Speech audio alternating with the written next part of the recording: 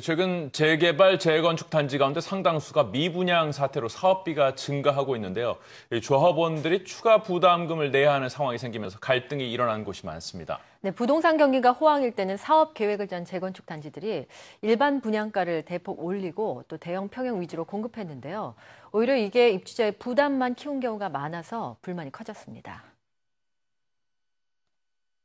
지난 2009년 8월 입주를 시작한 서울 고덕동 한 재건축 아파트. 이 아파트 조합원들은 최근 조합으로부터 5천만 원의 추가 부담금 고지서를 받았습니다. 내용인 즉 미분양에 따른 사업비가 늘어났다는 것인데요. 관리자분한테 굉장히 비싼 분양가를 책정을 해서 분양이 안 됐거든요. 굉장히 막 할인폭이 2억, 3억씩 할인해가지고 해줘가지고 큰 분양이 안 되니까. 법적으로 추가 부담금을 내지 않으면 경매에 넘어갈 수밖에 없는 상황. 비용이 발생하니까. 수익이 발생하는 게 아니고 수익이 계속 줄어들어 버리니까 애초에 이만큼 낼 거를 더 많이 내야 되는 그런 불상사가 발생할 수 있는 거예요. 조합원들은 될 기회를 보는 거예요.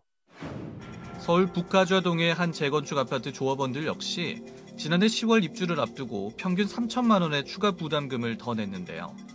2008년 분양 당시 154가구가 미분양된 것이 문제였습니다.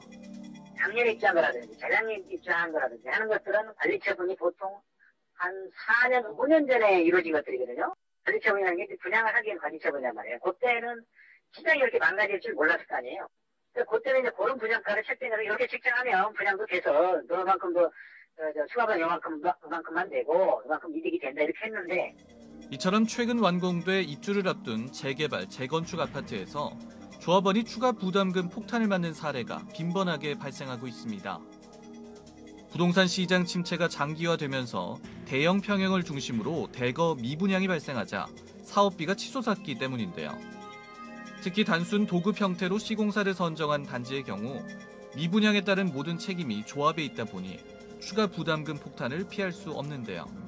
미분양 책임을 조합이 가져간다는 도급 계약이 있었던 단지들 같은 경우에 미분양이 발생했을 때 입주를 한다 하더라도 추가 분담금이 나올 가능성이 높고요. 특히나 미분양 해소가 쉽지 않은 만큼 앞으로도 더욱더 추가 부담금이 늘어날 가능성도 있어 보입니다. 최근 재건축 사업장에선 조합이 시공사를 선정할 때 미분양에 대한 책임 분담을 요구해 시공사 선정 자체가 무산된 사례도 나왔는데요. 서로가 리스크를 지지 않으려고 하기 때문에 사업이 전체적으로 늦어질 가능성도 있는 상황.